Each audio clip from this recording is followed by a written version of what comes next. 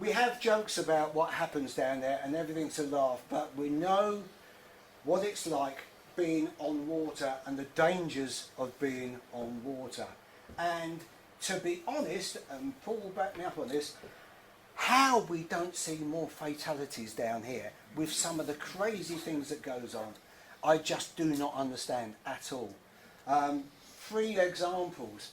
You see kids sitting on the front of boats, the boats are all out of balance, no life jackets on. If they slipped over the front, they're going to go straight under the propeller. And you think, do people not think that far ahead? Or you get the classic of big cruiser, and I've seen this a couple of times now, big cruiser, and it's towing a little inflatable boat behind it, and there's 2 kiddies sitting in the inflatable boat. And you're thinking, and it's coming through the moorings at the ferry inn. And I'm thinking, right, if someone comes out from the moorings and that boat has to stop quick, it's going to do 2 things. It's either going to slam itself into reverse to stop it, thus sucking the kiddies right under the boat and under the propeller, or it's just going to go straight through the boat that's just come out in front of it. And how they don't think that that's a bad idea, putting their little kiddies in the inflatable. The worst one, now I didn't see this, but I have it on extremely good and trustful authority, was chaps in a boat going along, and then they saw there was a life jacket in the water. Obviously someone must have dropped it in. So they went to pick it up. To their horror, they find an 18-month-old baby. Unbelievably, the child is okay. They realise that potentially the cruise that it's come off is at 200 or 300 yards in front of them. So they charge up, get onto the boat, bang on the side of it and say, and hold the baby up in the life jacket and say, is this yours? And you just cannot believe that people will just let a child like that just sort of, run around. Not run around, what I'm talking about. The potential for loss of life is amazing. And this is where everybody that gets on the water can just do their bit of just trying to sort of point out, not that you'll get any thanks for it, when people are making some really, really, really bad decisions. 3 other little anecdotes about mad things that have happened with boats coming into the moor outside the pub. There was one girl in a picnic boat who was backing in, and it was looking okay, but she was coming a bit fast, and then about 3 metres from the side, she's turned the engine off. Thing screams, "No brakes!" And then smashed, the thing's gone in the side, and it's fallen off the shelves and all the rest of it. Another one was, what was that one? I can't remember. So, stag boats, nightmare scenario. But there was one, you always see these people first thing in the morning outside the pub, and they're all having a good time, and everything's all jolly, and then as the day goes on, and they get more and more drunk, things become more darker, And there was one day boat that went off down to another pub, came back again, and this chap didn't want any help. I'm all right, I know what I'm doing. And he was backwards and forward. We get 10 minutes at least trying to moor this boat, and in the end he did get in, and all the people sat outside the pub sympathetically clapped him. And he had the cheek to actually bow. And the other one was, and it's another thing. Why don't the boat yards tell people how boats behave?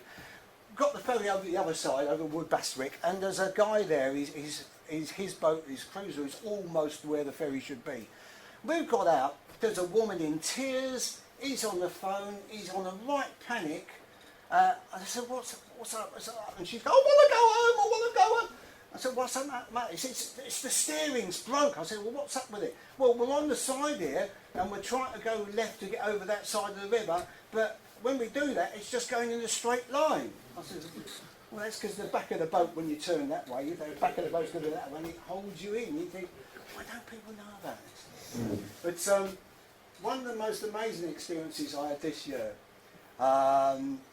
which just really sums something up, and I'll tell you this. If you ever talk to someone who might be good at something, and you say, oh, can you do blah, blah, blah, blah, blah. If they say to you, I should hope so, you know you're in the presence of someone who's just a bit dead clever. We had this around about Easter time. I'd come out of the pub. I was walking down the. So I keep saying I'll come out of the pub, and it sounds like I'm some sort of alcoholic. It is lime juice and soda or coffee. Really. And there's a guy there, sort of older bloke, well, older than me anyway, and he's got sort of hippie-like trousers on. He's come up and he's sat down on the fence just next to the mooring, and he's got a kind of a sweatshirt on, a maroon sweatshirt with Marlin guitars. So I'm assuming he's probably a guitarist. He's done right. So I've gone up to him and said, "Can I see your shirt?" He says, "You play a bit, you play a bit of guitar, then, do you?" And he said, "I should hope so." I made 27 albums. I filled the Albert Hall with the London Philharmonic Orchestra accompanying me. Rick Wakeman was playing keyboard for me. And I went, "Oh, right, okay." It worked out after chatting to him for some time. This is a guy which I'm certain probably a few of you will know. A guy called Chris Simpson, who was the lead guitarist and songwriter for the progressive folk rock band Magna Carta in the 60s. And he was there outside our pub. And he was a fantastic bloke. We were chatting there for ages. But it just shows you just never can tell who's going to be around. It's absolutely fascinating who you meet around there at all. Well, that's it. I think it's just about me done. Few things I just wanted to point out about ferries, because I've been doing some homework on this lately for another project. Ferries are very good for your health. They're the cheapest way of getting people on the water, really. Also, the amount of miles that we can save cyclists and walkers and all the rest of it, in our times where we're trying to tick green boxes and all the rest of it, all these credentials, very, very important. What saddens me is that you look over the years and you look at the amount of other ferries that used to be on the Broads, Surlingham, we name others. It'd be great to get some of these services back up and running again. Not as a big sort of, it's not going to be money earners. The Horning Foot Ferry is not a money earner, it won't be.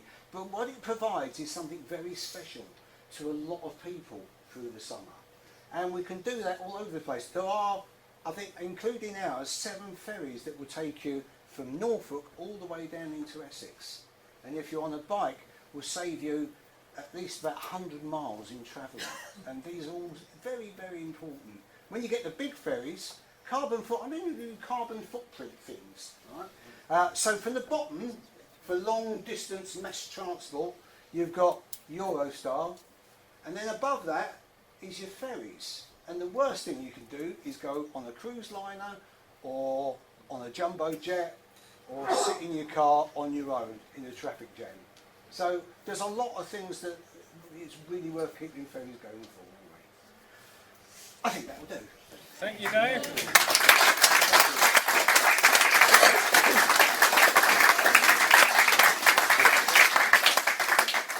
Thank you very much, Dave.